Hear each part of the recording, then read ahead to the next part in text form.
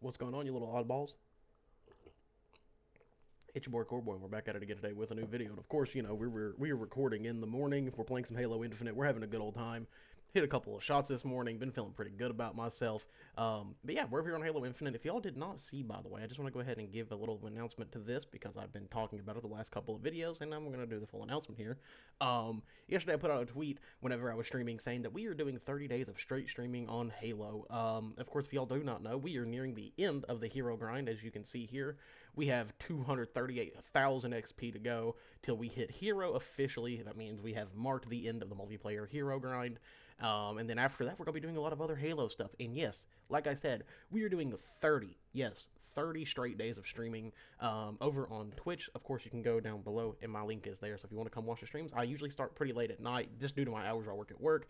It's usually about 9:30, 10 o'clock whenever I start stream. We usually go till about 1, 2 in the morning. So yeah, come check those out. Come watch. Come have fun. On top of that, this weekend and on following weekends, I will be streaming basically all fucking day. I won't be able to do much possibly tomorrow. Like, I'll be starting a little bit later tomorrow than I would be on like a normal day because I'm working on another video. And especially for Hero, us ending the end of that whole thing. We are going to be putting together a pretty large video for that as well. So be on the lookout for that. That's going to be something that I have been working on for a while. I still got to go download a bunch of stuff, just like funny moments, clips, all that kind of stuff, etc. And we're like, it's gonna cover a lot. Like, it's crazy to me that basically I started this journey with doing content of like, I was like, fuck it, this is gonna be a crazy grind, I might as well go for it. There's been a lot of content that I've done on that way because I was like, damn, I'm really enjoying this. But I'm happy that we are now finally nearing the end of this whole grind, and I really can't wait to get this video up because it's gonna be something that I have put a lot of work into, mostly because yet again, this has just been a huge thing that I've done. And of course, we're going for Tour 11 over on MCC, and I'm very excited for that as well.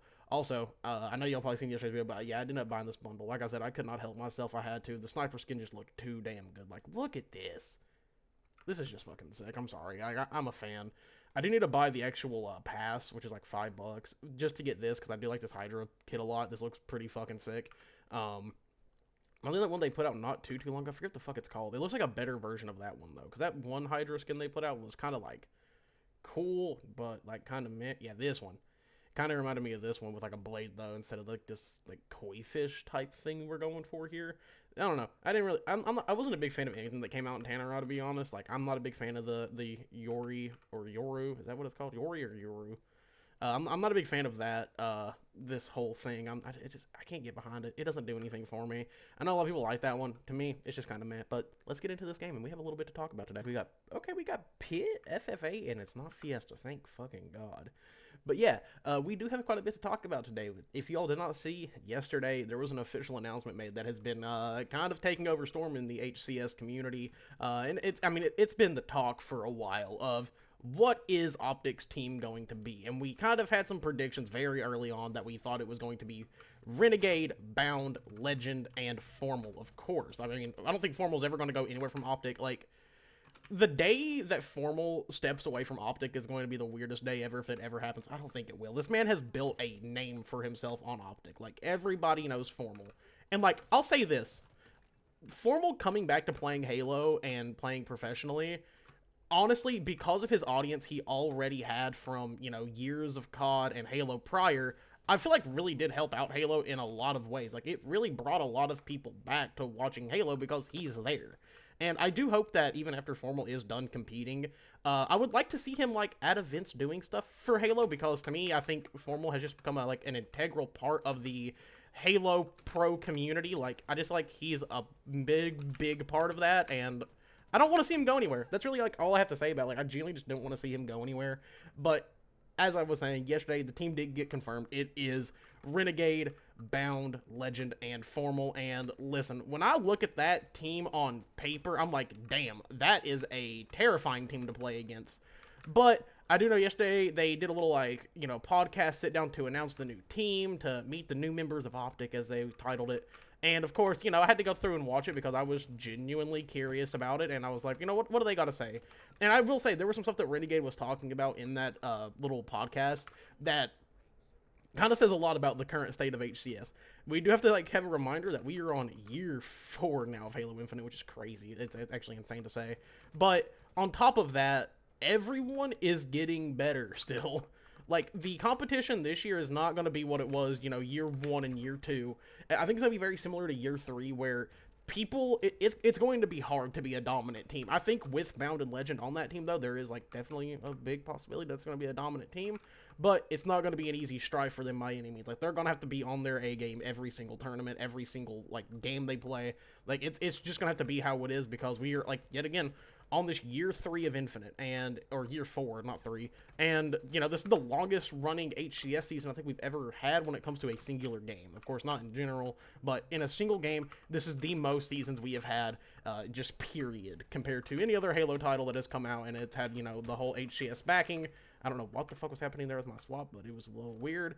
But yeah, I think this year is going to be a very interesting one, and genuinely, I cannot wait to get back into watching things. Of course, as these, like, smaller tourneys pop up and everything, the little off-seasons, we are going to be watching those together. So be on the lookout, especially when we're doing this 30 days of streaming thing. Like, we are going to be watching the off-seasons, because they are just fun to watch. It's fun to see how everybody is getting together and kind of really forming out their teams and learning to play together. And overall, I'm just really excited, man. I've missed my HCS fixes. Like, genuinely, it's one of the, like... It's one of the funnest things to watch ever. Like, competitive Halo is just so damn enjoyable to watch. Like, I have friends who aren't even into esports that will be like, oh yeah, when I stop in here and I, like, watch it with you, this shit is, like, insanely cool. And I'm like, yeah, it's fun. Like, genuinely, like, probably my favorite esport to watch ever. There's been, games in the past that I've loved watching. Don't get me wrong. Like, I'm gonna be honest with y'all. Like, this is, complete honesty, core boy here.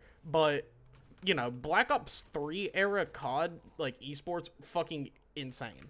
Like, still top of the line when it comes to esports. Like, genuinely, like, probably my favorite year of COD to watch ever, and definitely there is some bias because of how much I love Black Ops 3, but genuinely that game was just so fucking fun to watch because of all of the uniqueness with the movement, the operators, and all of that shit. It was a good time.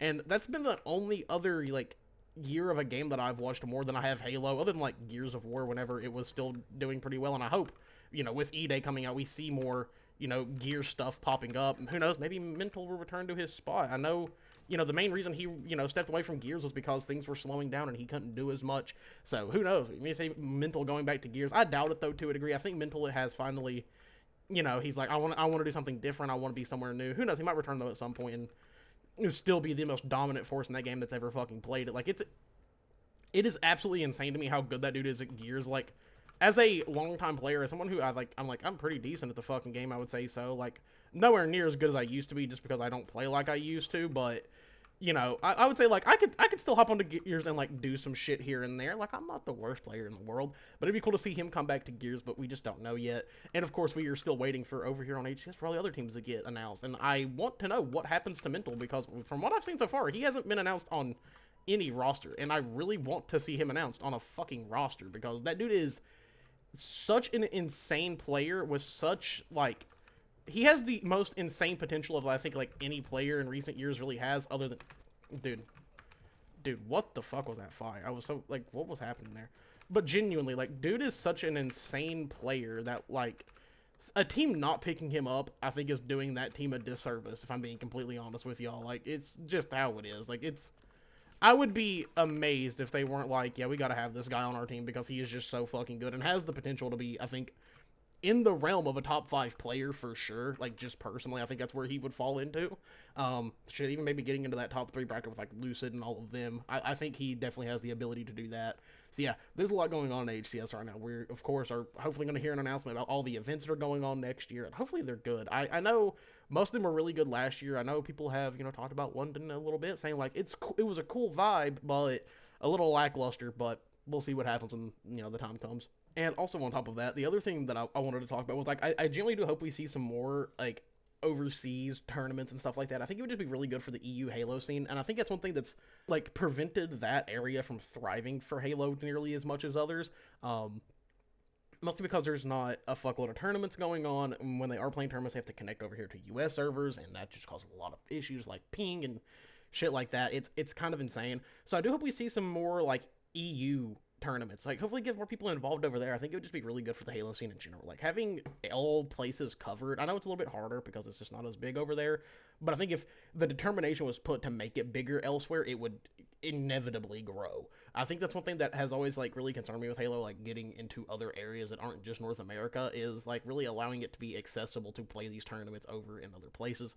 And I do hope that changes up a little bit this year. It'd be really nice to see. I think personally, even if it's grassroots stuff, if anyone from the EU is watching this who is into Pro Halo, like try to set up grassroots stuff for EU players. Like all you can do is give it a shot, and if you make connections with the right people, like you could more than likely make it happen. Like I feel like there's plenty of people that would. I know people that would be like, yeah, I really want to play competitively, but I live over here and I can't compete. I was talking to somebody about it in a Discord a couple weeks ago, and they were talking about how like they want to get into playing competitively and actually like really hone in their skills, but they can't because they can't find teams over in the UK. And I'm like, I get that. It's definitely, it sucks for everyone involved in that case. And I do hope that ends up changing a lot. The other thing that I really wanted to talk about that was in that podcast yesterday that actually kind of made me think a little bit was they were talking about all of the maps and everything that's in Halo Infinite, at least in a pro sense. So when it comes to ranked and also LAN.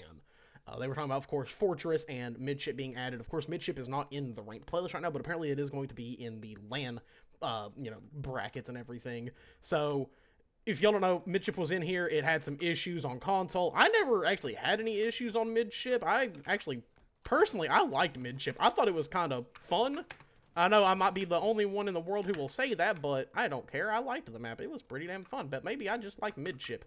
Maybe that's my issues. I just like Midship, so I don't know. Maybe maybe I have a little bit of a bias. Midship's always been to me like a really fun map that could actually play very, very well competitively, and I don't know. I like it.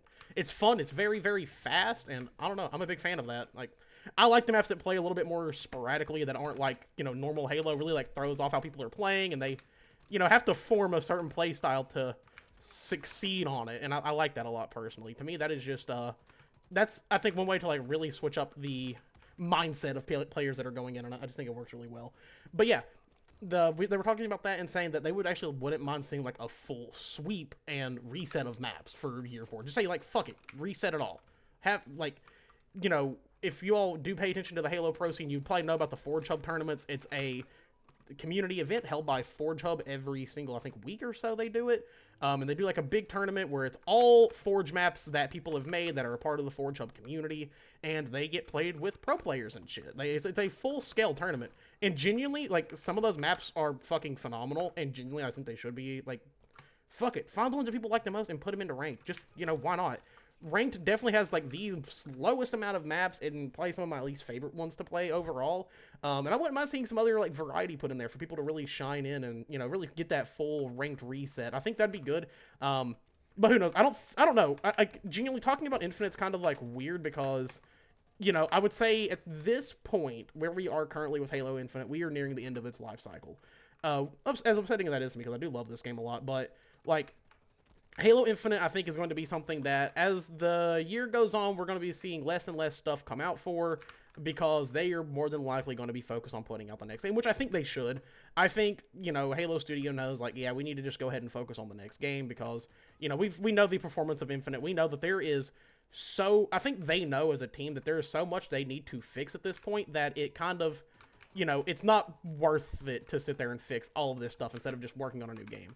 While, like I said, there's a lot of great about Infinite, there's a lot of bad about Infinite, too. Like, do not get me wrong in that statement at all. Like, I generally have to state that every time I talk about Infinite in, like, a good way. Like, yeah, I like the game. Of course I want to talk good about it. There are issues, though. There's things that are wrong with the game. Do not get me wrong. One of the biggest things, the network ID, the networking code is kind of a little bit spotty, sometimes a little bit weird. As a mostly online player, especially playing ranked, I've noticed it a lot more recently. Like, you noticed those ghost shots very, very heftily. Like, you will be shooting somebody, and I'll be like, damn, where the fuck did my damage go? Oh, it wasn't there. Okay, thanks. I even had it happen a couple games ago. I actually got really pissed, too, because I was, like, almost onto a really nice fucking overkill. I looked up, had my sights on the head with a stalker rifle, shot 3 shots, dealt no damage, shot 1 at his body, and dealt damage. And I was like, are you fucking kidding me? Like, what? So completely fucked up my overkill because the game just didn't want to give me damage, Skill-based damage, as some would say, but I don't know. Overall, I do love this game. I'm going to be sad to see it end, and I think genuinely, I'm talking Infinite here. This game has had some of the best moments in pro Halo history that I think people will look on in the future and be like, damn, this game was pretty cool. Like, it was a pretty good game. Like, of course, there is worthy criticism. Do not get me wrong. Yet again, I feel like I have to keep stating that because people really mistake me being optimistic about a game for being like somebody who just simps for it. Like, no, there's worthy caution to be taken here. Like, I get why people don't like the game. It's very understandable. I'm fine with that.